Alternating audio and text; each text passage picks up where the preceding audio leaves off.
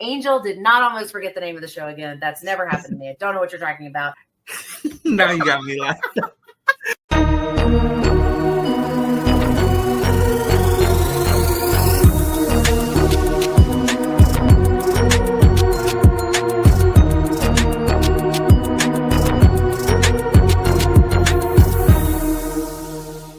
Hey, what's up, everybody? Welcome back to Voices from the Mausoleum, and welcome to our February Horror Hangout Live.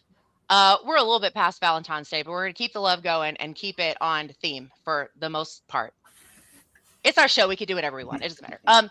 So we have, as always, we love having friends on when we do these series or these lives. It's always so much more fun to talk horror with more people. So nobody that's here is a stranger to the channel. Everybody has seen these faces more than once, I think, at this point.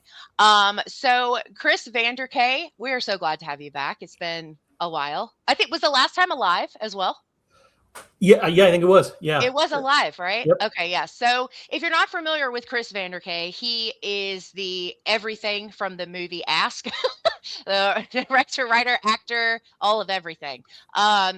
And also Found Footage Finds, which is on Found TV. Mike and I were really excited when we got to be a part of that. So if you're not familiar with that series, you should be checking that out as well. JR, we're talking villains. So you got to be here for this one, right? So JR from Horror Fiend TV, welcome back. It's funny because Rick just said the same thing. It's like, it's kind of funny how Angel invites you to that. You're the villain, so I'm like, all right. Yeah, kind of what you're known for over there on Horror Fiend TV. We do have a friend of ours that's going to join us in a little bit. I'll do his introductions when he's able to get on.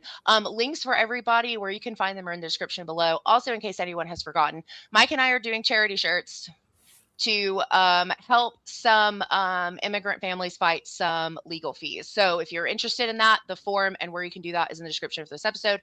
We need you guys to order more shirts because the shipping is going to kill me. We got to get more shirts. So I'm making these by hand, but I'm going to order the shirts wholesale. So if you guys are interested in that, there's two designs. There's one that just says no ice, and then there's another one that says look ice. So you pick which one you want and you let me know.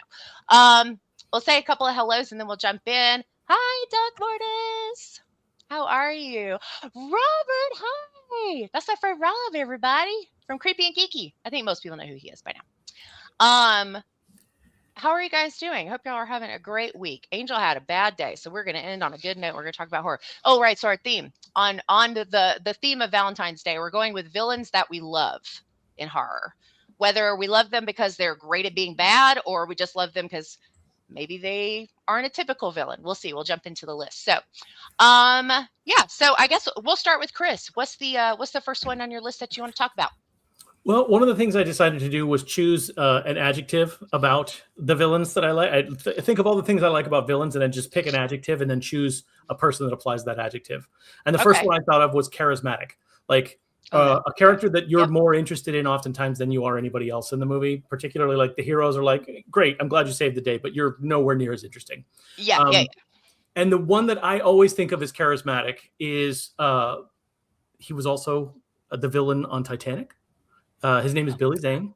And as the collector in Tales from the Crypt Demon Knight. Oh, yes. I think that performance is, I love that movie. I personally think it's one of the best remakes of Assault on Precinct 13, one of the most interesting updates of Night of the Living Dead.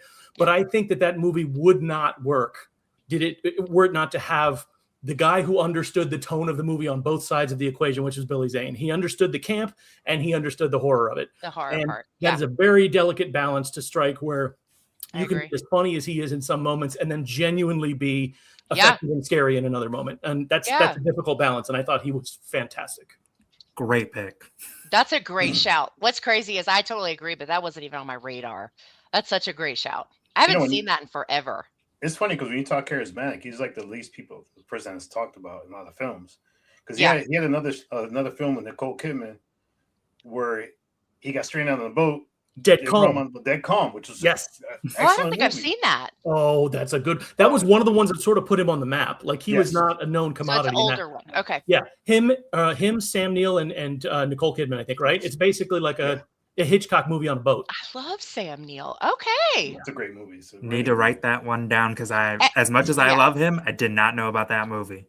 I didn't either. That's what's so great about doing these conversations, y'all. I always walk away with like this massive watch list of stuff that I've like. It's like the best part. No, that's a good shout. And I totally agree. He's absolutely a villain in Titanic, for sure. Oh, Yeah, and I feel like were he not as sort of like handsome as he is, I think he would have gotten more work as a character actor, a really good character actor. As he's gotten older and a little bit heavier, he's actually gotten more opportunities than when he was like a younger, good-looking guy. And for anybody who hasn't seen it, go check out the trailer for the movie where he plays Marlon Brando. It is uncanny how much he actually looks like Marlon Brando. It's wild. Huh.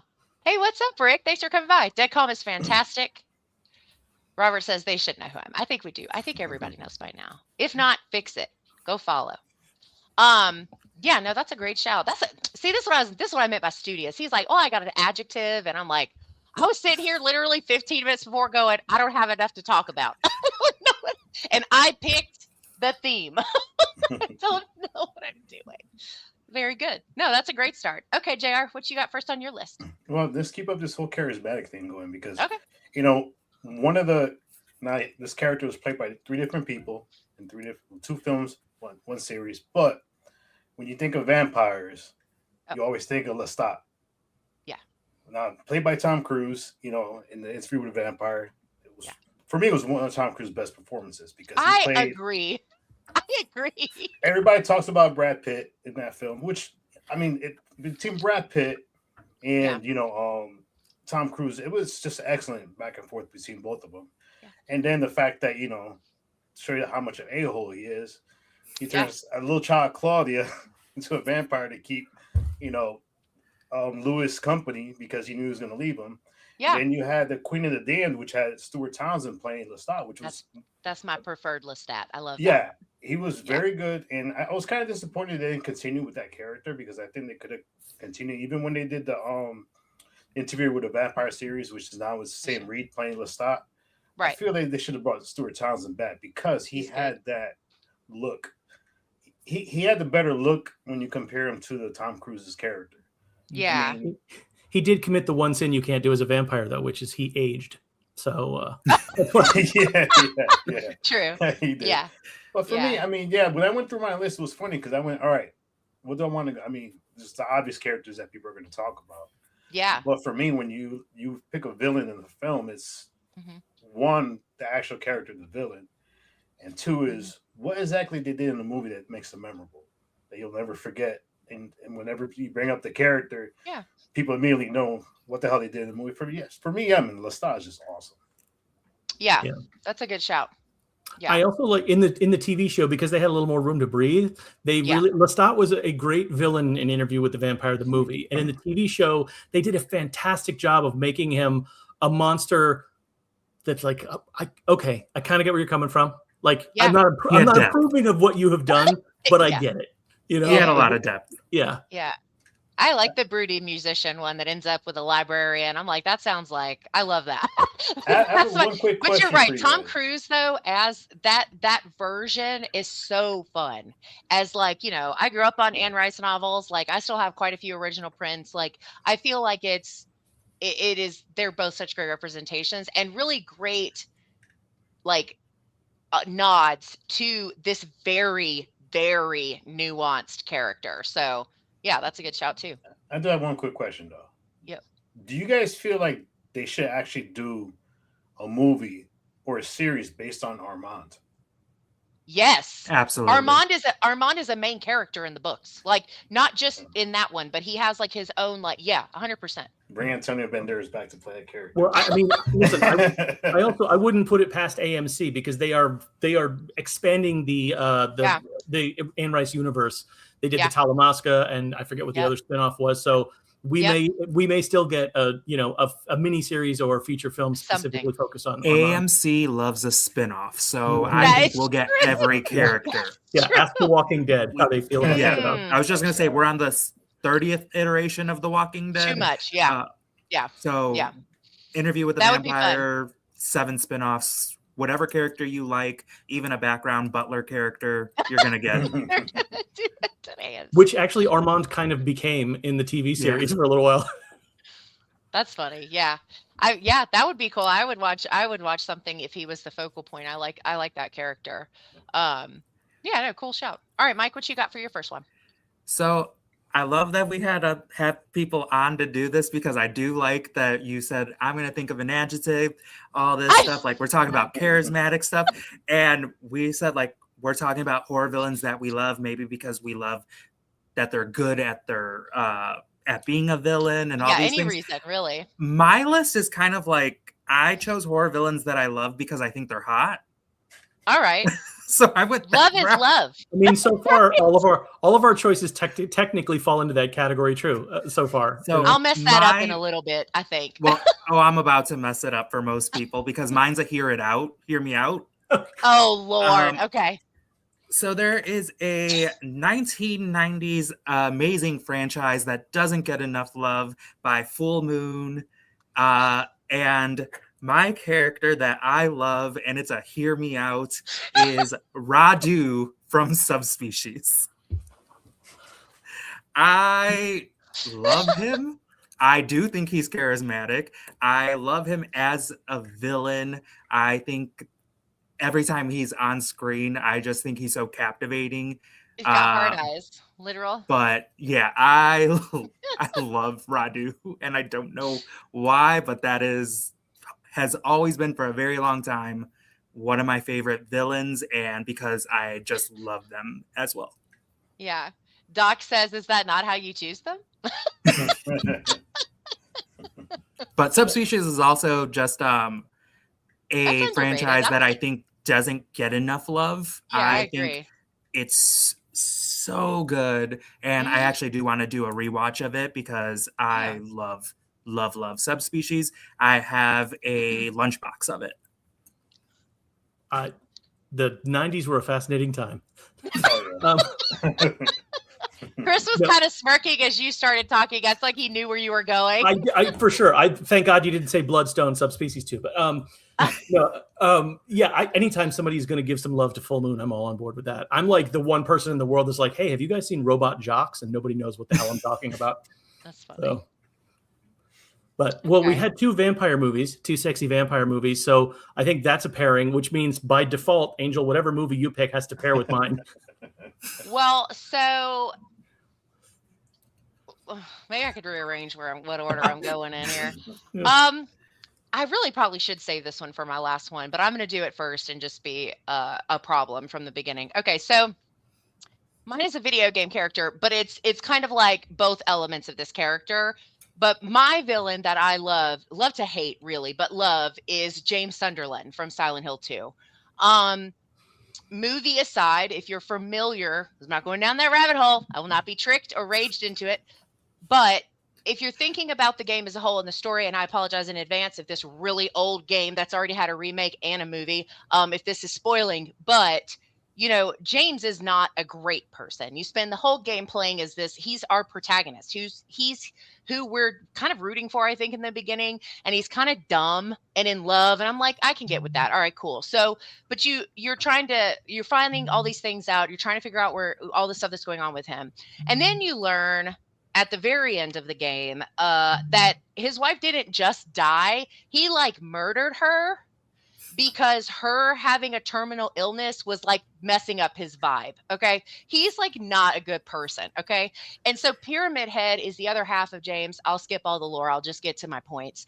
But Pyramid Head is this other representation of the torment and guilt and things that he carries. He has to carry this big ass sword thing, and it's hard and difficult. And so one of the reasons that I think I love James so much is as everyone is tired of hearing me say, Silent Hill is very near and dear to my heart. But this story in particular really elevates what has always made Silent Hill so effective and scary.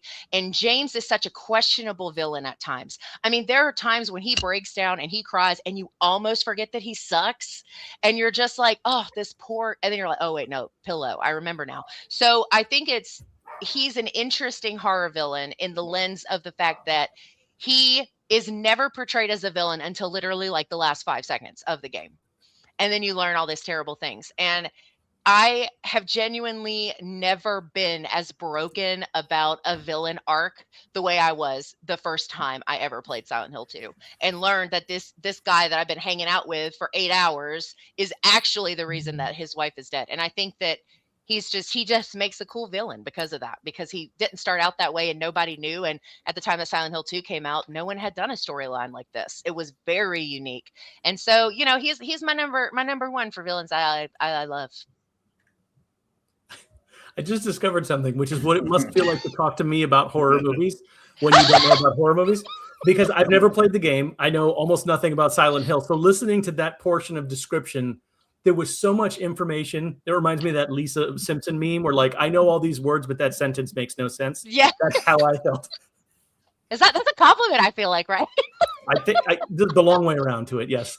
Yeah, Mike has had to endure my Silent Hill stuff for literally months now. The funniest thing is like from when we first started doing this stuff together, it wasn't too much, but within the past 3 to 4 months, Silent Hill has come up so many times that I'm like, I am becoming an expert involuntarily. Yeah. We'll that's what happens is that you get comfortable in a relationship and you let people see the things you didn't want them to know about them. But not for that, but Pyramid Head is like, even in the first Silent Hill movie, I mean, that was even then most memorable scenes in the whole movie, where was he grabbed her on the top of the steps and just, I mean, that was that's awesome. Like the best scene ever. It is. Like I got mad though because I wanted more of him in the movie. Yeah, well, he's not even supposed to be in that movie, so it was cool to have him because he doesn't come into play in the games until 2. I'm being that person. Pyramid Head is also hot, so we kept the theme going. Oh, perfect. We did it. Rob says that was the most diplomatic thing Chris could say. About the I like that. I thought I'll take it as a compliment. We're taking it as a compliment. Well, and I had a feeling like, given who we were going to have on, I had a feeling I was maybe the only one going in the game direction. So I did kind of prioritize thinking about things outside of movies, just kind of keep it fresh. But okay, well, cool. All right, Chris, what you got next on your list? All right. Well, so my next adjective was unrepentant, because I appreciate a movie and a villain that doesn't need it doesn't need pathos. We don't need to at the end be like, okay, well, I disagree with him, but I can understand where he's got. Like, I like when I'm just not invested at all in this character and like they just went full 9.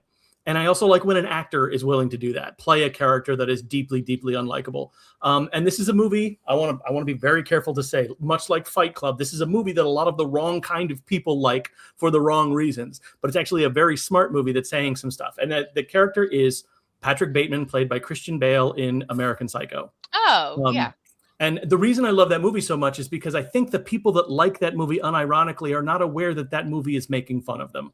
And the performance of his is so fantastic because it does something very clever, I think, from the book, which is like it juxtaposes horrific things with mundanity and boredom, because that's really what is at the heart of this man, is nothing interesting, nothing original or unique. And that's why the horrificness stands out so much, because there is nothing else interesting about this guy.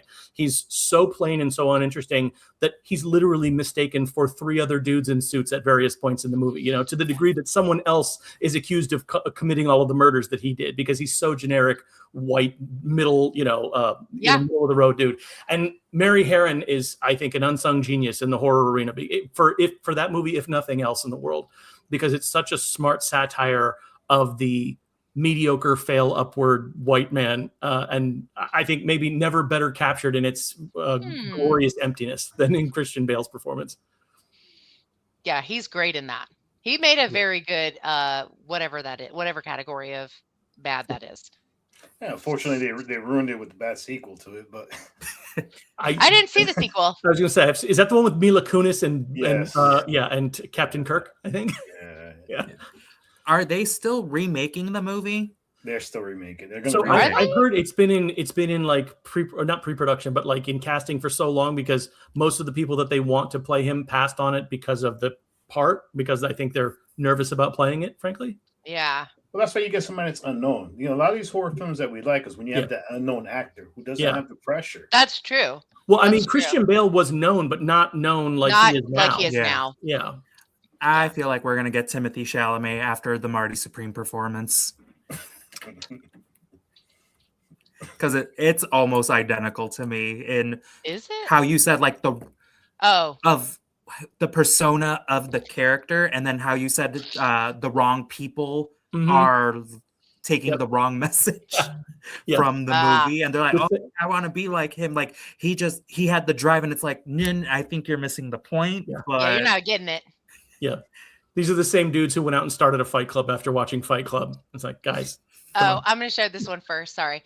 For the love of God, put Timothy Chalamet. Yeah, Jesus. Doc said, I really identify with Patrick Bateman. Red flag. Agree. Yeah. Yeah.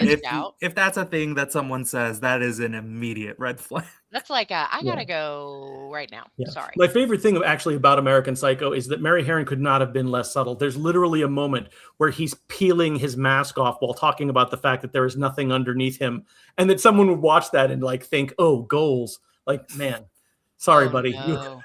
But even in the ending of that film, it's the greatest twist, because now when you finish watching the film, you're like, all right, did he imagine all this shit? Yeah. Is this right. Yeah. Is this what board middle managers in high rises do all the time? Yeah. Yeah, it feeds into the overall point though, right? Yeah, that's a good shout. I have not seen the sequel to that. I don't know that I knew there was one, if I'm honest. I think you're safe. I mean, we're decades away from it at this point, and I think it's best to stay. It's okay to skip it, right? Oh, okay. Definitely skip. It never existed. Okay, cool. I can do that. We do that with other movies. I could do it with this one. All right, cool. Jared, what you got next on your list? All right, so since we're going towards serial killer characters that basically make you unnerving, here is my found footage one. Ed Carver. Who's Ed Carver? Ed Carver. Hold on. I think I know. Why does that sound? If I'm thinking, unless I'm thinking of something else. Clown? No, he's not a clown. No clown. He's not a clown. He does dress up in the movie though. Found footage. I feel like you stumped. No Googling. You stumped 3 found footage. I'll hold my hands up. So Chris doesn't know. I really don't know. Well, this is the name of the character, not the movie, right? Sure. Character. Oh, okay. Yeah. Because I'm fairly bad with names. From the Poughkeepsie tapes. Oh, Jesus. Oh, my God. Yeah. Ed Carver. Y'all, I think we all just lost our found footage cards. I'm going to be honest. I didn't know he had a name. I don't think I knew he had a name. Ed Carver was the name that he used. And the thing about this film is it is still one of the best documentary style found footage movies out there. Yeah. I mean, the only 2 that I would put it to battle with, for me, I would put Savage Land above it. And then you could put either the Poughkeepsie tapes or Strange Harvest battling. Strange Harvest is up there because it reminded me a lot of Poughkeepsie tapes. It was very good, and it's definitely its own thing, but that's what it reminded me of for sure. Yeah, I mean, the Poughkeepsie tapes was so unnerving. I mean, he dressed like Dr. Plague. He tortured Cheryl Dempsey. And you're watching this film, and this film is actually loosely tied to a serial killer that was killing people in Poughkeepsie under a different name. And this happened I think in the 1990s. But I didn't know that. It was loosely based off something that was happening in Poughkeepsie, New York. Yeah. So when I first watched this movie, it was just unnerving, and the way they set it up with you, you get the whole thing with, the killer, what he's doing. Then you get the FBI where he's sitting there. The guy is like, all right, some of you guys are going to quit right after this, watching this tape. So it set you up for the brutality of it. And it was such a brutal movie. Now, I'm not saying I condone anything he did, but as a villain, he made it memorable. And you will always, the minute somebody says the Poughkeepsie tapes, you're always going to remember what this guy did. You have a reaction, almost like a physical reaction every time. It's true. And you just said the thing about the FBI. One of the things I thought was so effective about that movie was actually showing the impact of watching the videos on the people that were involved in the case. Yeah. And you really feel the weight of them having to sift through that stuff, Which Strange Harvest did the same. Yeah, they did. They focused a lot on the two lead detectives. And then you had Savage Land, which was all about you got the wrong guy. So you had the villains were the town people. Oh, yeah, definitely. I just want to say, just because I love them, the directors, the Dowdle brothers that made that, they're kind of like the closest we have to, like, I guess, big screen found footage go to, because they did Quarantine, they did As Above, So Below, and then they did the Poughkeepsie tapes, which is it's rare, first of all, that any filmmaker gets a found footage film on the big screen, let alone more than one. And also that big name directors come back to found footage after they hit it big on anything else. I did not know that was all the same person. Yeah, for me, it's always it's either them or the Vicious Brothers. Those are the two. Yeah. I gotta add Sylvester. Pause for a moment. Hi. Hey, how y'all are doing? you? How you doing? Doing well. Good. Yes. Well, thanks for joining us. We're so excited to have you. So this was our other friend I mentioned previously that was going to be joining us. This is Sylvester Barzey. He's been on the channel before. His links are also in the description. He's a horror author, creator, and friend. So we're happy to have you. Glad you made Happy it. to be here. I'm happy to be off work most definitely. I know that's right. Yeah, I know. Yeah. I'm going to switch people around again really quick and be weird. Okay, no, I only had to do one. Perfect. Okay, so then that way we'll just keep our flow. So Chris, JR, we'll go to Sylvester, Mike, and then I'll go last. JR is wrapping up his thoughts on his current one, and then we'll be ready for your first one, Sylvester, if you're ready to jump in. Yeah, it's Ed Carver from the Poughkeepsie tapes. Poughkeepsie tapes. Where we all just learned that he had a name.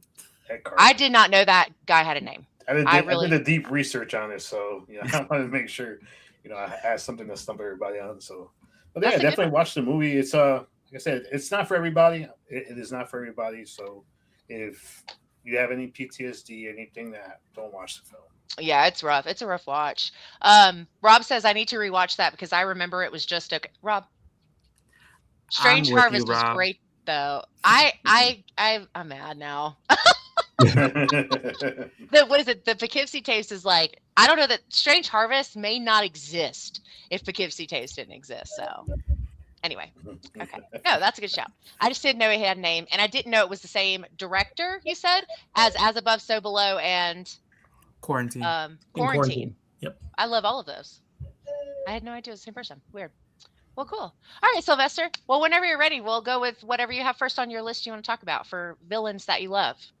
I would say I've been really into kind of like influencer horror lately. Mm-hmm. So one of the people that I love, despite the psycho one from Influencer, is Sissy. You guys ever seen that? I love that movie. Yes. That's such an underrated. I think it was a Shudder movie. It was so. The woman that plays her also played in one of the Channel Zero seasons, the haunted house one. Anyway, she's phenomenal. Continue. Yeah, she's been in a few things. Yeah, good shout. I mean, I love a villain with a reason, and like she has this whole backstory of being bullied and escaping that and becoming this like what do you call it? Kind of like a spiritual influencer, or she's like almost like a motivational speaker, like you can do it, like one of those kind of things. She does yoga and all this stuff, and I like the parallels of things. Like you see her with all these followings, and she's like building up all these people, and then her life is trash, her house is trash, and it's just so, I don't know, it's like serendipity and stuff. Everything just coming together for that perfect moment of the worst weekend in her entire life and everybody else's life since they died.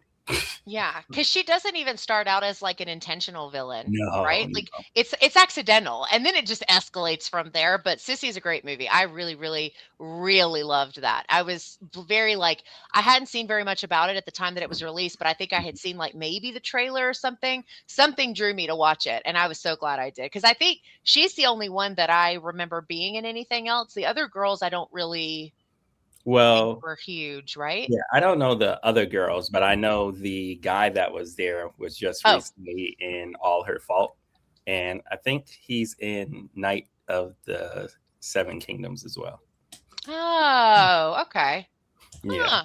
So I love. That's a good one. I love the payback. Granted, nobody else was involved with this bullying, but I love the payback that she got. She could have stopped. She could have stopped, but her whole world was turned upside down. It was. Lose everything. Yeah, so. I just didn't know how she thought more bodies was going to fix all that, but it's a great movie. I always love it. It's severely underrated. Yeah. I don't hear enough people talking about it genuinely. I honestly feel like The creators need to come together, and I need a movie with Sissy in it, the Psycho from Influencer, and what is it? Is it Glamming on Tubi? Or Glamping? Yes. Glamping. Oh yeah. Get her in it too. I want to see them at VidCon or something. You want like an influencer cinematic universe, basically? Yes. I would love that because I'm also into influencer horror heavy. Yeah. So. No, that's a great shout. Yeah. Yeah. She's somebody that you're like, you find ways to justify it. You're like, well, she didn't mean to, and this is kind of how, so. Yeah. She's not right, but you're not. You don't tell her wrong. I know. Yeah. No. Yeah. Most definitely. Yeah. I love Sissy. That's a good one. Yeah. That's a great shout. All right. Cool. Mike, what you got next on your list that you want to do? All right. So I'm going to go back to the 90s with one of my favorite women villains of all time. And it helps that she has the worst final girl against her in history, in my opinion, and that is Brenda from Urban Legend. I love this performance. I think when we get the reveal, it's just the most batshit wild, crazy performance, over the top acting, but it works so well for her. She has a reason. I like that it just goes from 0 to 100 so quickly. I love Brenda. I love the crazy eyes. I love everything. It's just such a memorable performance.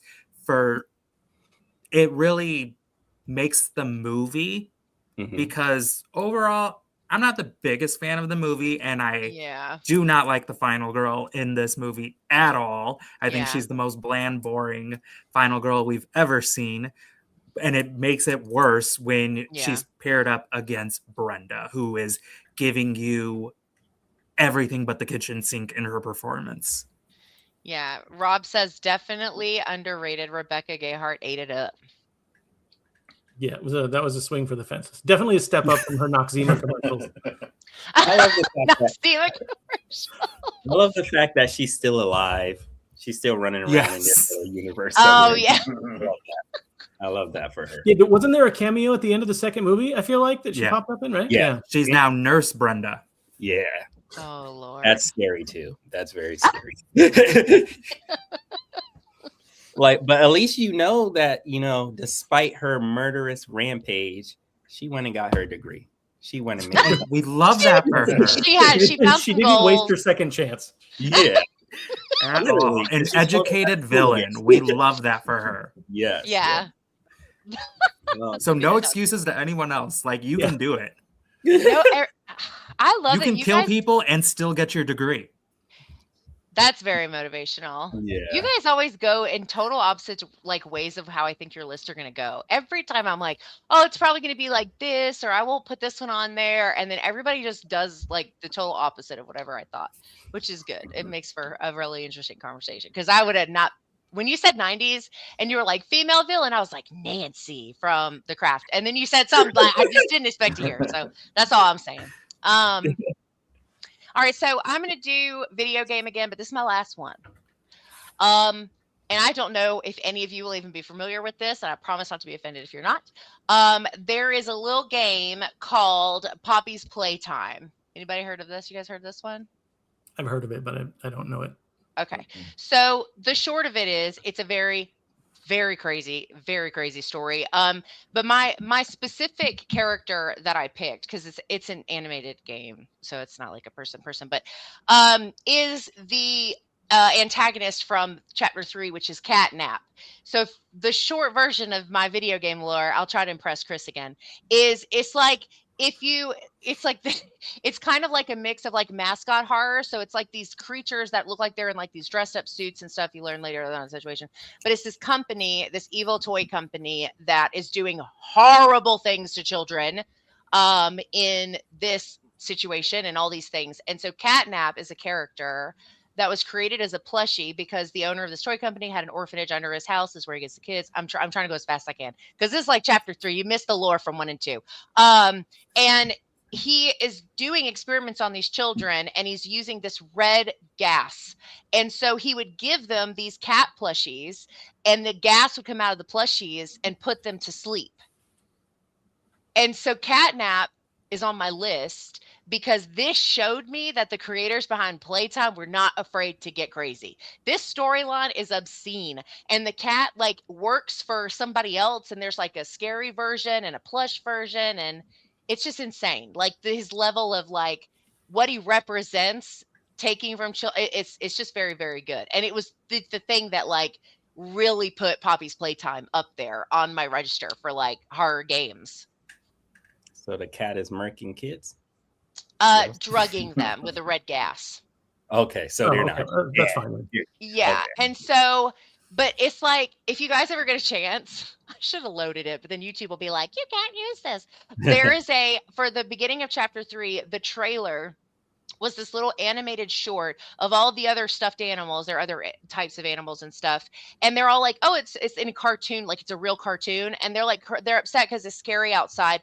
And then Catnap shows up at the door, and they all get weird smiles on their face and this like blank expression. And they're like, please let us sleep, Catnap. But they keep saying it over and over and over. So he does this red gas, and these cartoon animals just like fall on the ground.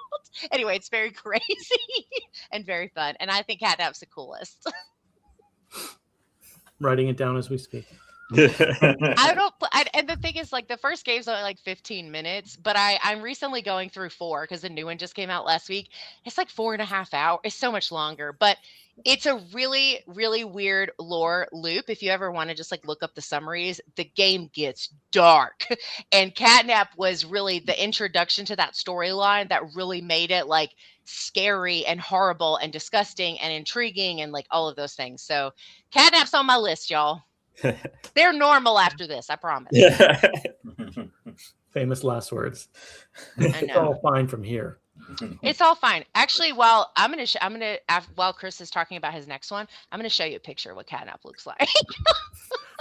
Chris, what you got next on your list? So my next one is I like when there's surprising depth in a villain, where there's like an aspect of a villain that you would never have seen coming based on the outer frame of it. And there are 2 that are tied for me, so I mentioned them both at the same time. One is a serial killer who also happens to be a poet. And then there is a slasher who also happens to be a sweet, soft-spoken overachiever. And those 2 characters are Benoit from Man Bites Dog and Leslie Vernon from The Rise of Leslie Vernon. Well, I'm sorry, behind the map, Rise of Leslie Vernon. I know what you meant. Both of those characters are characters who, what is interesting about them is the juxtaposition of what they do versus who they are. The career they have chosen versus the personality that they contain. And I'm always fascinated when those 2 things are at odds. And I thought both of those movies were very effective versions of that. Yeah. I didn't like Leslie Vernon. Forgive you. It's like my found footage hot take. I know everybody's like, this and Creep. Those are my 2. I'm not contrarian on purpose, though. I just didn't like that one. You know, it doesn't matter why I didn't like it. I see what you mean, though. Like what he's doing versus, I like that. I haven't ever really thought about that movie like that, if I'm honest. He's a very soft-spoken guy. He's like, aside from the time when he's killing people, he's like very thoughtful and very pleasant and, like sweet, strangely sort of sweet with the people he's interacting with. And then Benoit from Man Bites Dog, it's some of my favorite stuff. He's like chasing a dude through a warehouse to try and murder him. And then he pauses at a moment to pick up a feather and then does an extemporaneous poem about a pigeon. I'm like, all right, this guy's my hero. I fucking love this. I mean, Leslie's personality mirrors actual serial killers in the world because most of them are always soft. That's a good point. Yeah, they always say he was such a quiet young man. Yeah. He was so nice. Yeah. No, it's a good one. All right, I'm gonna show everybody Catnap real quick. You ready? Yeah. Just real quick. Then we'll move on. Oh, I don't like that. See, that's all I'm not a cat person. I would have been fine never having seen anything from him. Why would and he's like, he's so big compared to the player because he's like a monster. God. Anyway, he's goated. I like him. Didn't like that one bit. I'm done. That's all. I needed you to see it so you could at least anyway. I get that. Yeah, I'm not going to show you a picture of Leslie Vernon. It's nowhere near as impressive. Leslie Vernon, I had some fun with it, but yeah, that wasn't one I just thoroughly love. I love a lot of the people that are in it. Mm-hmm. It's got a bunch of big ones for me anyway. And then but yeah, I like that. I've never thought about that side of what that storyline even means, honestly. Yeah. So see, studious. Was that the word I used earlier? I think so. Oh, if it wasn't, that's what I was pretending it was. I did. All right, JR, what you got next on your list? All right, so I'm going to go international because you have to have international flavor in here. So this movie actually sits number 2 on my top 10 all-time list. And this is probably one of the most prolific, one of the most intense serial killer movies you'll ever watch. 2010's I Saw the Devil. I knew that was going to be on your list. Yes. I didn't put him on my list because I was like, JR's going to have that one. The serial killer Kyung Chi, who's played by Choi Min-sik, who was the original in Old Boy, the 2003 film. What makes this film so amazing is that as you're watching it, I mean, think about it. It's a movie about a serial killer who kills the wife of a detective / police officer. And then he goes on a rampage hunting him down and basically toys with him. So this whole thing just continues to escalate as the movie goes. And then the ending of the film is the biggest twist and shocker that you realize that this guy had a wife and kid. Mm-hmm. And the movie ends with the decision that the minute they open that door, he's gone. But what I like about this film, his character, I mean, the guy plays an amazing film. I mean, amazing role. He was also in 2014's Lucy. And he did a good role. I mean, he's a good villain. But this film, as far as the killer, I mean, he was that one scene where he's hitchhiking, the guys pick him up and he goes nuts in the car. I mean, this movie is, you have to watch this movie because I've never seen a movie that from beginning to end just continues to escalate.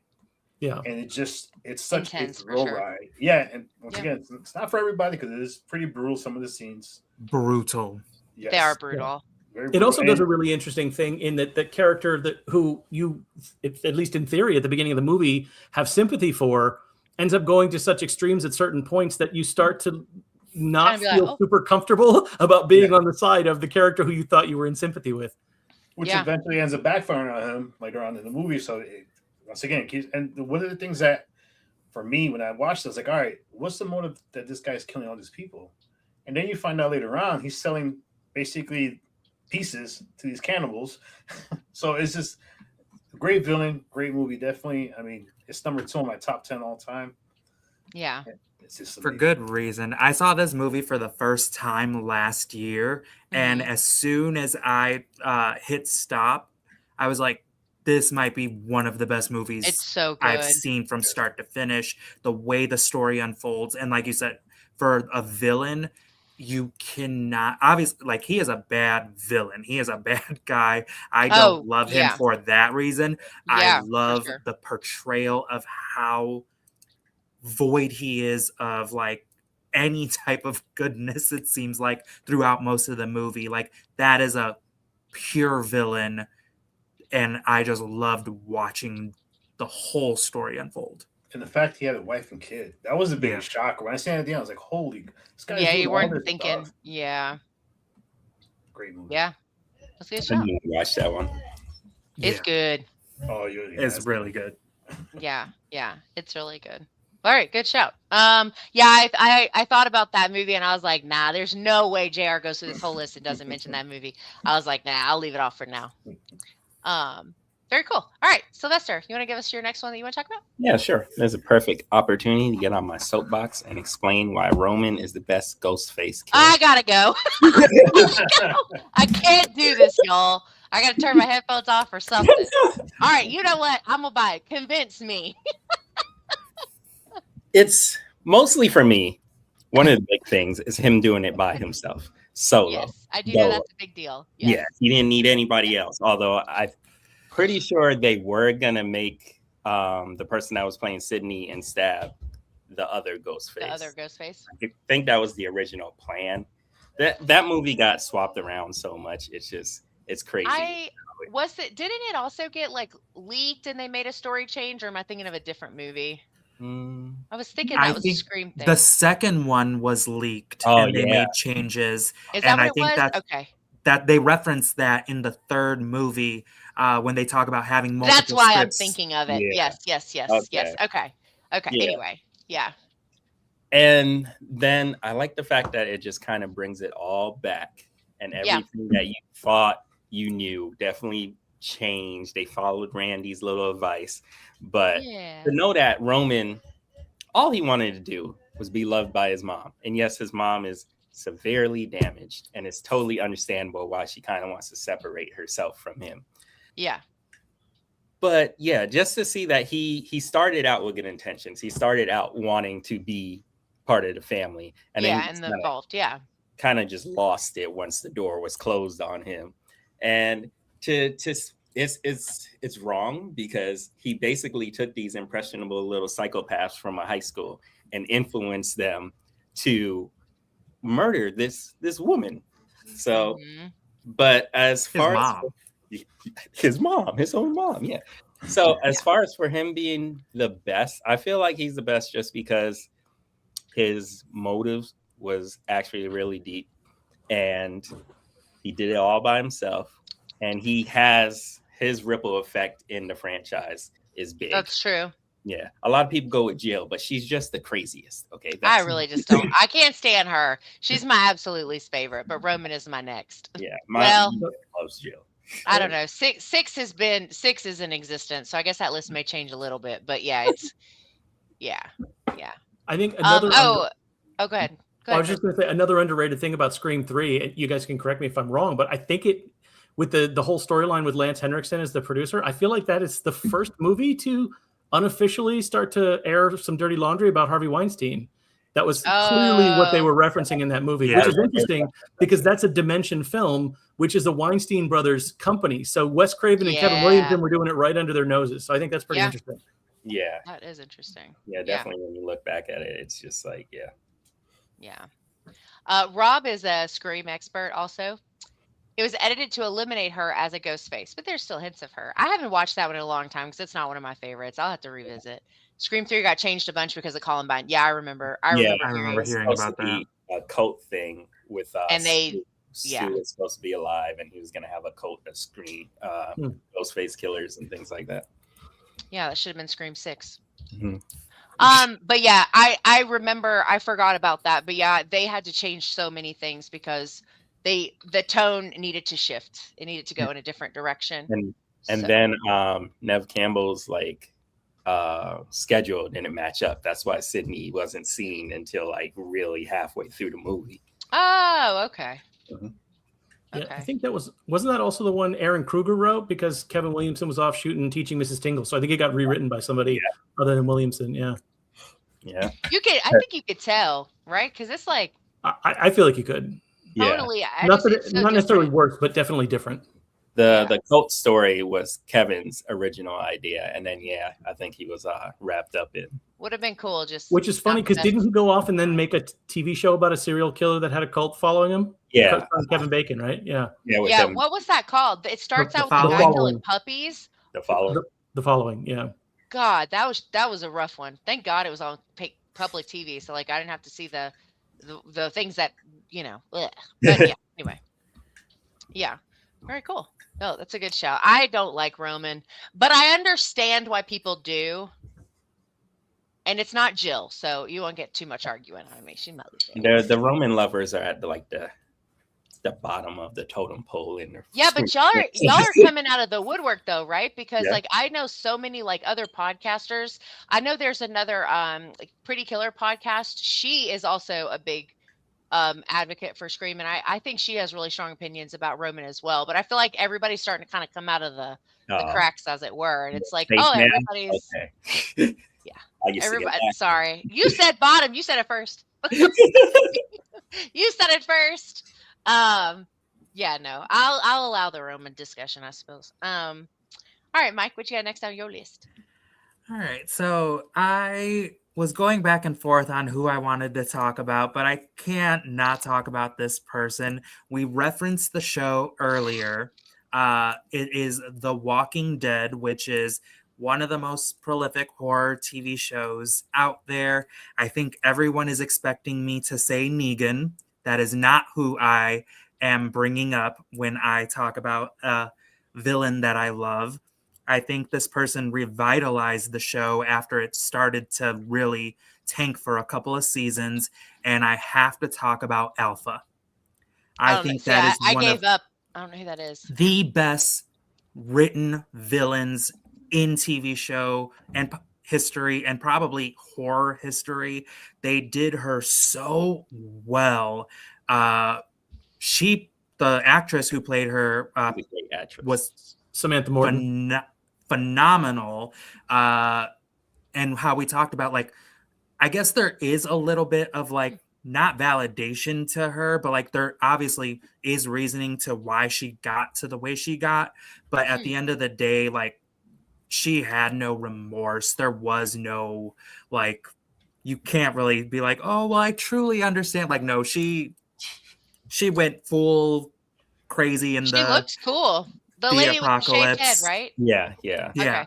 Yeah, she looked cool. I just gave up way before that storyline. She was, and a lot of people did. And for the people who did try to stick it through, I think they had a really good payoff in her season. Because she brought new life into the show because Negan is super charismatic. He is a great villain. I think they just made his stuff go so long, and they drew it out. He's in one of the spinoffs, yes. Yeah. Maggie with and Maggie, and he has good character arc and everything, but like his villain era, like it just lasted a little too long, and it brought the show down. And then she came along, and I was super invested. I loved everything about her, from the way she walked, the way she talked, like the way she had everyone in line. And then it was something, it made the actual zombies scary in the show again too, which is something we were missing in a show about zombies. 100%. Yep. Yeah. Did you? Mike, did you happen to see the standalone episode of Tales of the Walking Dead about her?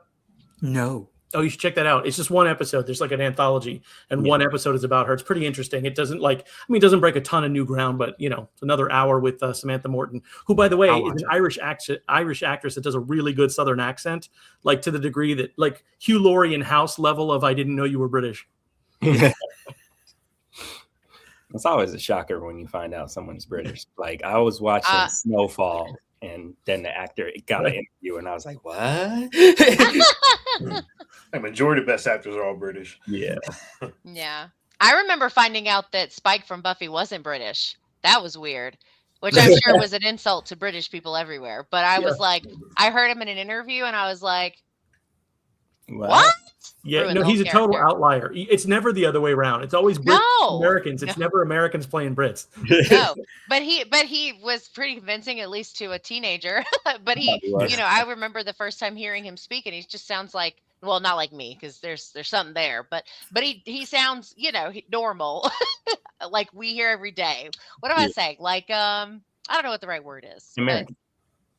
Very boring, I would say too. Right? Because he just has like a flat.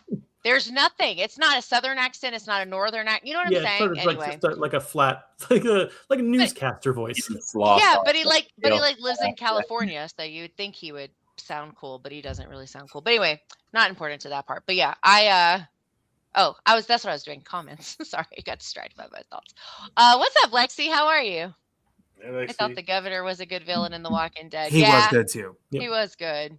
He was kind of the first one on the show too. Like he was the first big major bad. for sure. Yeah. Shane was like the partial, right, or something. I don't know. I have this belief that Negan is purely because he feels like he killed the governor early, and that's how Negan came about. He brought him back in a different that's form. why Negan stayed so long. He was definitely just like a reimagined governor all over again. So yeah, he was pretty good. I agree. Good show. Yeah, I gave up on The Walking Dead like way before. Yeah, I did that too. Then I went back when they were all on AMC because it's easier to binge. Yeah. I'll be honest, I never watched the series. I started watching, I couldn't get into it. I went back to the last episode. That's how I was in the beginning. Like, I didn't understand why people loved it so much. And then I forced myself, like, when they were on season 5, I was like, let me rewatch this because it's still going. So I started the first season. I was like, I did not like the first season of the show. And then I kept saying, like, oh, I don't like the season. And I kept going. I'm like, but I'm now in season 7. And I'm like, well.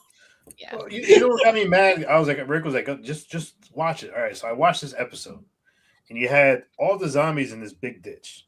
You had these trucks blocking the road. I'm saying, just blow up the trucks. They're not gonna come out. Lo and behold, they came out. I'm like, these are the dumbest people in the freaking.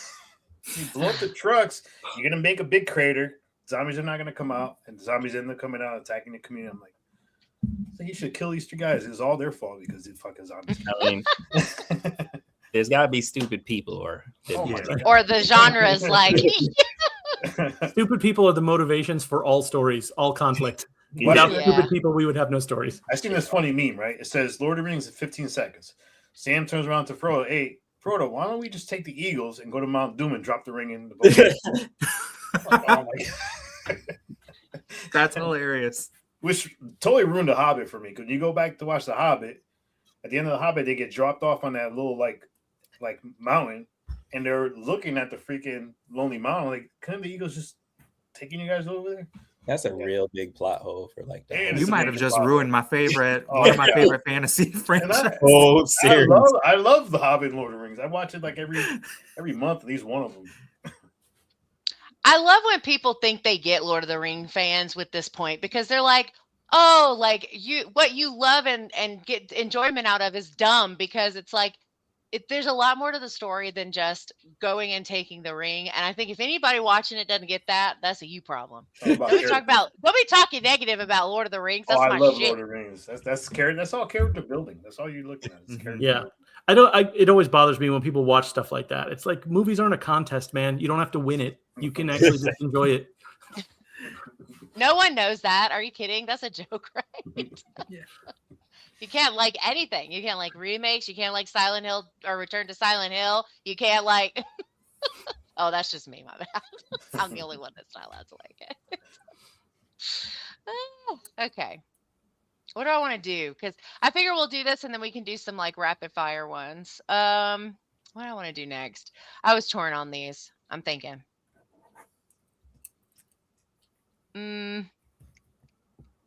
All right, I'm going to do this one. I'm going to do the devil from Constantine. Peter Stormare. Yeah. Great. So I grew up religious, which is mostly why I'm not anymore. And I saw Constantine when I was really young. I remember like this version of the devil legitimately scared the shit out of me when I was younger. Like the way he comes up, his demeanor, the things he says, he's horrifying.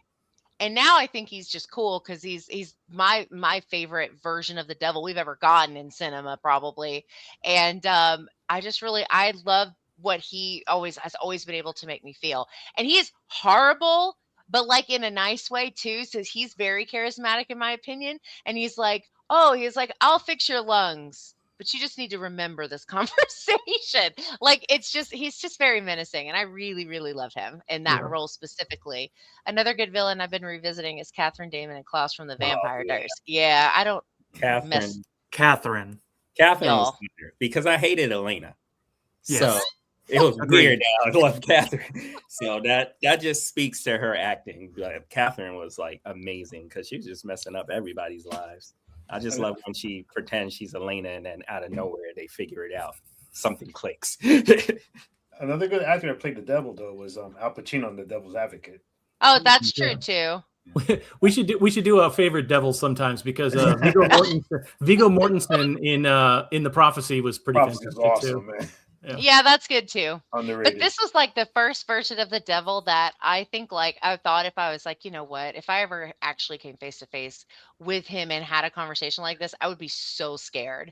And I just think he's such a cool, very cinematic. I mean, that movie's very cinematic anyway, but it's just this very like almost edgy way of being bad, like a horrible thing that exists. I just think it's cool. And I want to be like him when I grow up. They're making a sequel? Yep. Yeah, it's in pre-production. Keanu Reeves is on board. Oh wow. Okay. Yeah. Did not know that. Yeah. Rob said Stormare is one of the greatest. I agree. Yep. Yeah. So okay. So let's do just like rapid fire a few that you want to throw out that we didn't get to like dive deep into. All right. Chris. Well, it's going to be real rapid fire because otherwise you'll get mad at me if I talk about it for too long. I like socially awkward villains, so I liked Mark Duplass in Creep. I love a villain who monologues. You got to have a good monologue, and nobody writes monologues better than Mike Flanagan. So I really loved Hamish Linklater as Father Paul Hill in Midnight Mass. That's one of mine. Some of the best dialogue of all time, a fantastic knocked it out of the park performance. Some people argue, is he the villain or is he a victim? Yeah, I was just going to say, I don't he's a find him toss-up. to Yeah, I be the agree. villain. Because It's that lady. He That does some lady pretty was the The villain. church lady? Fair enough. Yeah, there's The interesting thing about that movie, though, or about that show, is that there are arguably three people who have aspects of villainy in the story. Yes. There's an actual monster, there's a human monster, and there's a guy who's really fallible and fucks some people's lives up pretty badly. And I think that's probably where Hamish Linklater's character falls. But that's one of my favorite movies of all time because I grew up in a religious household myself, and while I have not distanced myself from the idea of faith, I have vastly differentiated myself from my family and what they believed. And this is one of the few things I have ever felt that captured the idea of not wanting to throw out the baby with the bathwater, but really not liking the bathwater. And it's rare that you see somebody who has something that they don't like about faith that doesn't feel like they're being dismissive of other people's genuine faith. And so I thought that was a nice, rare take. And I think also nobody talks about death with dignity like Mike Flanagan does. It's not something you see talked about a lot. And so, But Hamish Linklater, I genuinely, I can't wait to see him in another Flanagan thing. So I'm like, just give that man pages and pages of dialogue. Also one of my favorite TV shows. Midnight Mass is also one of my favorite shows of all time. I totally agree with that. Yeah. God, and then the last one, super short. Kathy Bates is Annie Wilkes in Misery. Yeah, that was all-timer. I mean, she won an Oscar, so surprise, we're talking about it, but she's just phenomenal. Phenomenal. Yeah, I just finished reading Misery. It was good. Yeah. That's a great I haven't read it. I've only seen the movie. I haven't read it, but it's interesting. I think it's one of the rare times where I feel like them pulling back a little bit from some of the stuff in the book made the movie more effective. Like the certain things that they changed about the hobbling as opposed to the straight up chopping the foot off and stuff. Yeah. Some of the choices that Reiner made, rest in peace, Rob Reiner. Man, that's an all-timer movie with an unbelievable central performance. Yeah, I agree. Well, cool. All right, JR, what's something you want to talk about real quick? All right, real quick. Two of the most uncomfortable characters you've ever seen in a movie. This movie is also in my top 10 of all time. Incident in the Ghostland, 2018. The Candy Truck Woman and the Fat Man. Yeah. Even though they're not on the film in the movie often, you see the damage they did. Oh, yeah. And has one of the greatest twists in any movie. It was very well written. And then throw some John Carpenter here because I love John Carpenter. Now, this is actually the fact that there was something behind here, but the fact that The Fog is such an underrated movie, even though behind The Fog is Captain Blake and the Mariners. It's a revenge story. Basically, they got screwed by the town. The town became rich because of their tragedy. Great twist, great film. Hated the remake. And then, of course, another John Carpenter film, The Thing. Great villain because the question is, who is it? Who is it? And even at the end of the movie, which we're going to get a sequel to it, it's already in the works. John Carpenter's involved. And I have to mention this one because Rick will kill me if I don't. And because I introduced Rick to this character because there was a movie called All Hallows Eve, which before that, there was The Ninth Circle. Introduced us to Art the Clown, which is still the creepiest character. Actually, you guys can't see it, but I actually have a poster behind me where it shows Art the Clown killing Michael Myers, which kind of showed the person who took over Halloween, even though now he's doing it Christmas. But and one quick one, only because I'm a massive indie filmmaker fan, and when the indie filmmakers make it, I think they should be recognized and understand that they made films with a small budget. As the budgets keep increasing, the movies get better. But there's a character called the Jester. Yeah, I've seen him around. First movie was second one was a lot better because you got a little bit of background. But definitely check out the Jester. He's going to be the next up and coming one. So those are mine. I like the Jack in the Box movies. Have y'all seen those? No, I haven't seen I those. saw one of them. They're good. I like both of them. The second one I actually even paid to watch, if you can believe it. But it was good. See, there was another villain I want to put on here because I like Pascal Augier. So Pascal Augier did Incident in Ghostland. Yeah. He's more well known for Martyrs. Yeah. Oh yeah. Oh yeah. So That's a that good whole one. cult thing is The one of whole the worst villains Yeah. in all. I think the thing that scared me the most in Incident at Ghostland is the cameo from H.P. Lovecraft. Yes. The makeup Oh. for H.P. Lovecraft was Oh nightmarish, yeah. man. I forgot about that. That was. I haven't seen that in a while, but I think I watched that one because of y'all, JR. I'm pretty sure. Yeah, I introduced it to Joe and everybody, and it's a great film. It's one of the best written films. The twist of it is amazing, and when you get the reveal at the end, you're more shocked because it's just what these two girls went through. Yeah. Well, cool. All right, Sylvester, you got some you want to rattle off? Let's see. I have the Prince from Blackula, mostly because I put off watching Blackula forever just because of the name. I didn't think it was something that was going to appeal to me. And the minute it started, it was just a totally different movie than whatever my mind was thinking. That's a good one. And yeah, the fact that he rolled up to Dracula trying to get support to end the transatlantic slave trade. And then he just gets, first of all, I've never thought in my life that Dracula was racist. I don't know why that didn't come to my head at some point. Oh, yeah. When that happened, I was just like, man, this is crazy. But he's an amazing character. He's a great vampire. Although I feel like in the movie, I feel like he's a baby vampire. It does, yes. Just turning too many people to actually know what he's doing. Yeah. So, but I loved him. He was great.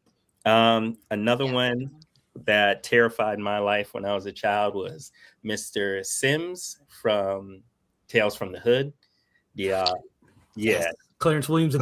Oh man, God, so good. He was creepy. He ran a funeral home. Then he turned out to be the devil. He was just nightmare fuel for me. When my brother showed me that, I was just gone. So he's one of my favorites. And plus, I like anthology things. I love the Crypt Keeper. I love the Storyteller. And what else do I have? I think that's all I got in my noggin right now. Yeah. I wanted to make a comment about Blackula. So I love that movie. RJ Joseph had that on her influential horror many moons ago now. That film is also one of the earliest positive representations of a queer relationship. The gay men that owned the house or whatever, that's one of the first times in cinema where a queer couple was not just covered in stereotypes and silliness and and all these things. And so that was something I had not thought about historically, but then when I had a conversation with RJ, which if you know who that is and you follow them, find ways to have conversations with her. She's brilliant. And rich, they were a great couple. They were happy and kind to each other. They didn't try to paint this picture like they were gay men who wanted to be women. They were very mindful, it felt like, and I love that. And then they showed that, when they did die, they showed how many people were mourning them. So it was definitely great representation, and it did a lot more than they initially wanted to do. I'm sure. Yeah. It's that's a great one. Sylvester, I had the same thought. I thought it was just a straight up blaxploitation film based on its reputation. Mm-hmm. It was watching the Shudder documentary Horror Noir that was what convinced me there was probably a little more to scratch under the surface. And then I went out and saw it, and I was like, oh, holy shit, there's a lot going on here, man. Yeah, it's so good. It's so good. I don't know that one. He's the Prince. The actor. Prince, yeah. Oh, that's his name. I was like, I went from thinking because we switched, I thought we were listing movies, and I was like, I don't know what that is. Sorry. Yeah, no, that's his name. We should have just kept it going. We should have convinced Angel that Mama Walde was a really good movie. I got all the controls on the buttons over here, right? She's just searching through Letterboxd trying to find reviews for this movie that doesn't exist. Rude, all of you. Rob just had RJ on his channel this week, so you should check that out because she's such an insightful human being. I love her. All right, cool. Where are we at? Mike, you got some last ones you want to throw out? Yeah, I mean, these ones, I'm just going to list them. I don't think we really need to discuss why. I think everyone would just know. Norman Bates, Tiffany Valentine, Chucky, Hannibal Tiffany Lecter. Valentine. Those are awesome. But I definitely want to talk about Rose the Hat from Dr. Sleep. We talked about awesome. Mike Flanagan. Again, Dr. Sleep. For a lot of people, there is a particular scene that goes on way too long, but I also just think it kind of shows how evil and dark this movie is. But she is super charismatic, and honestly, I can understand why she had the following she did, because she is that charismatic, and I just think she was a great villain, done so well. And then the last person I want to talk about is from a brand new found footage film that premiered on Found TV.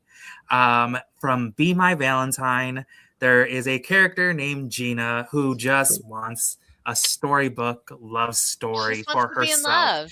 She just doesn't let the person know that they're in a committed relationship. And we've all been there, I think. Just kidding. Good cover.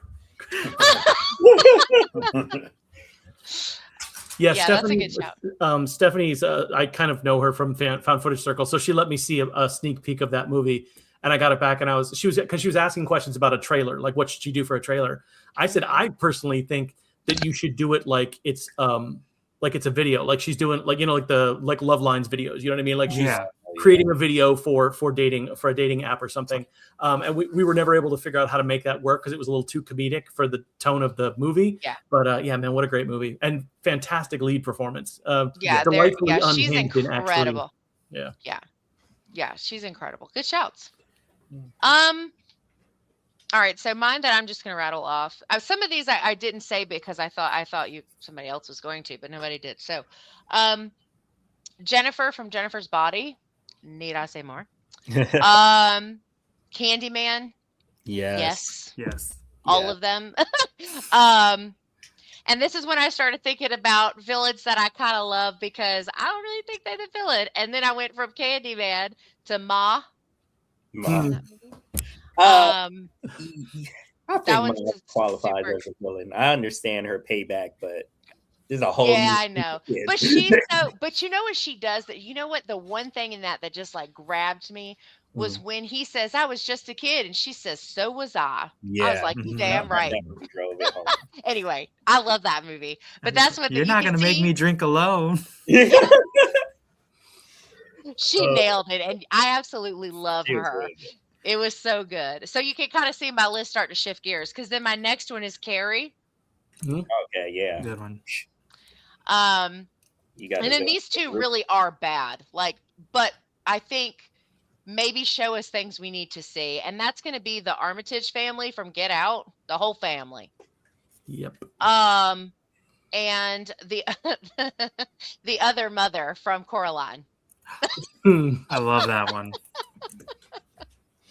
Yeah, should make you appreciate what you got.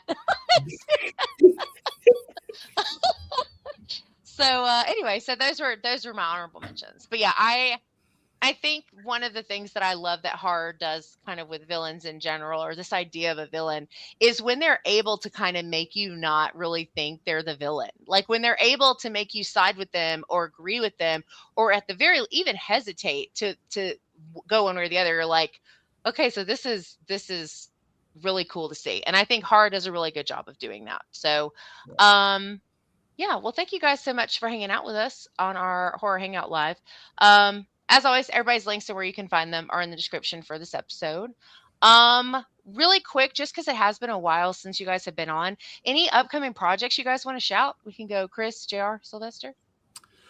Yeah, well, I mean, obviously people should be following my social media because I post, I don't know, a couple times a week about fantastic, weird-ass movies. But this is true. 2 found footage movies coming out this year. I haven't announced anything about them because I have some cool news about somebody I'm partnering with for one of them. And then the other one we're waiting to hear back about whether or not it was accepted into a couple of film festivals. But they're imminent. Any day now we'll be making announcements. That'd be cool. That's cool. Awesome. Yeah. JR, what y'all got coming down your pipeline on Horror Fiend TV? We got a couple of new shows coming up. Obviously, me and Angel recorded one coming up. It's basically it's called Below the Surface. It's all the films that take place underwater, cave systems, in lakes, things that you don't see. So Angel recorded that show is going to be different because it's going to be a different guest every movie. So, I'm going to have different people coming on. That way it stays fresh. And, I'll let you guys know what I have coming up. If you guys want to, come on board, you're more than welcome. And then me and Radar. You and JR. Me and Radar. Me and Radar actually dropped our third season, first episode of The Houses That Horror Built. I like that series. It's fun. We actually did The Fun House 1981, which is a very underrated classic. Yeah. It's creepy, but go watch our review of it because we'll tell you who the real monsters of that film were. And our channel is always active. Every Sunday, Joe, the psychologist, and Rick, they alternate different shows. Sometimes they'll have a live stream, on Brains and Brews, where they talk beer and zombie films. Mm-hmm. Tuesdays, it's usually I have a show, a solo show where it's me and Lexi. We have a What's Your Story where we do slow burns. That's a great one too. And then me and Radar do basically the House of Horror Bill, and we just wrapped up The Night That Welcomes Horror, any film that has the night in it. So it's always new films coming up, different shows, and then every Thursday is our live stream. We're actually doing Psycho Killer tomorrow night. I just saw that today. Well, comment on that. I'm curious what your thoughts on it. But yeah, I mean, for me and Angel, we met like about 3-4 years ago. Yeah. And the first film we did was a freaking zombie film. What was that one called? The one with the mom and daughter? Virus. Like Virus 32, something like that. Something like that. It was on Shudder, right? Yeah, it was on Shudder. That one was a very, very good movie. Yeah, that was the first time we ever did anything because you posted about it and I commented, I think. Yeah. And then me and Angel always go back and forth with found footage because we're massive found footage fans. And for me, I guess it's the best genre. And besides that, I mean that's all I have coming up. Yeah, you guys stay busy over there. What about you, Sylvester? What you working on? I'm working on a Southern ghost story set in Denmark, South Carolina. It's all about this girl who has to return to her hometown, because her father, who is accused of being a serial killer, died in prison. So she needs to put him to rest. And when she returns with her family, the murders start happening again and people start going missing again. So it's trying to figure out if it's like a copycat killer or if a killer is back. Dang. So that's a lot. You got a lot going on in there. That sounds awesome. Yeah. So I'm writing that right now and I'm releasing it like bi-weekly on my Substack. And I've got a few anthologies or a few stories in anthologies that are coming out. One of them is my story in That Old House, the Kitchen. Brought to you by Voices Publishing. Well, it's an amazing cover. I just got my blur on, so you don't. No, you're good. No, you're okay. Yeah, so that drops next Friday. Yeah. Yep. So I have a story about a couple just trying to escape New York because there's kind of like a Son of Sam serial killer-ish thing going on. Yeah. And they move to Amityville and get a house in Amityville. So it's so fun, you guys. Yeah, it's so fun. I'm excited. Tasha and I are doing a live to celebrate next Friday for anybody who might be interested in. Did you say, Sylvester, did you send me something to say for yours? Something to say? Yeah, there in the last email about it. When we do the lives, I try to like get everybody's video, like thoughts together about their stories, and then I play them during the live. So if you have time between now and next Friday, and you want to send me like a 1-minute clip, just talk about your story, and I'll play it on the live when we go live. Yeah, I could do that. And I have another story set in, I believe it's They Ate the Sun, but it's basically about like this kingdom. And the sun is dying. They only get like 2 hours of sunlight a day. And when the sun goes down, the actual darkness starts hunting people and feeding on them. And it's very, there's zombie, it's more Deadites, the way they act. Oh, okay. Like Deadites. So yeah, I'm pumped about that one too. That sounds fun. Yeah. Very cool. Mike, what are you doing? What you got going on? Well, we have Found Footage Fridays as always. We got a new Yoga 2 this week? Yes. Yeah. Wait, today's not Thursday, is it? Today's Wednesday. Okay. So, well, on Friday we'll have a new episode of that, and then I have been doing a lot of collabing with people. So I have an episode that just came out on A Nightmare on Fear Street, where we went over Capture, Kill, Release, which is one of my picks for most underrated found footage film. I never hear people talk about it, and if not nearly enough. So definitely wanted to highlight that movie. We had a good time talking about that one. And then I was on Bloody Broads, where we talked about another underrated, but it's very new, so people are finding more and more about it. Dead Talent Society we went over, which if you have not seen it, it's on Netflix, and it is one of my favorite movies to date. Like, I just fell in love with it instantaneously. And then I'm just putting out some movie reviews on my Instagram, Mike and Serial, for a lot of indie horror companies and stuff. Yeah. Everybody's always busy. None of us stop. Yeah. Working a regular job, doing this, that, being a parent. Like, it's just all that stuff just like. Hey, Mike, I actually did a review on Capture, Kill, Release. Did you? I'll have to check that one out, because I need more people to talk about this movie. I need to see more stuff. So underrated. And as a filmmaker, I mean, they didn't have a big budget. Yeah. And it has one of the, I mean, they did with practical effects, especially that bathtub scene was just amazing. Yeah. But if you want to see one that's kind of crazy, and I just watch it because we can all relate to it, watch Don't Peek. Seen that one. I've seen that one. Yeah. Yeah, we can all relate to that one in a way. Wait, which one is that one? I don't think you were a fan. No. Is that the one where the couple lives in the house and they found the tapes? Yeah, you hate the guy. The guy's just an a-hole. But that I didn't finish that movie. I cut it off. No, finish watching it. It actually has I promise it don't. I promise it don't. I promise. And then if you want to watch something crazy, there's an international one called Shopping Tour. I made that one is a cool one. Yeah. That one is a very cool. I did really like that one. That one was cool. That's crazy. All right, cool. Well, I'm doing the same stuff Mike's doing for the most part. March is going to be kind of an interesting month content wise.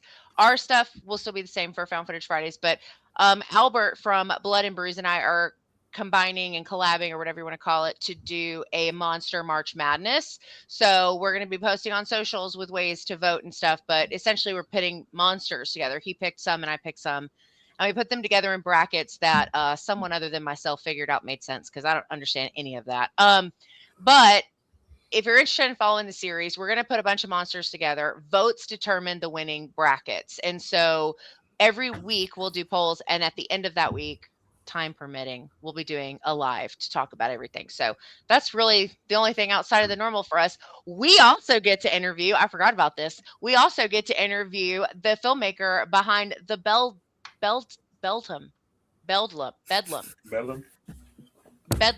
What is it? What is it called? I think I'm excited, but I'm not sure what you said. It's called Bedlam. It's the one with the Bedlam. Okay. Is that when the daughter comes home with her baby? Yes. I love that. Yes. So we get to chat with the filmmaker in like 2 weeks. So we do have that coming out in March as well. We were very excited. She was very excited, and we can't wait, because that movie was so insanely good, y'all. Yeah. I love that movie.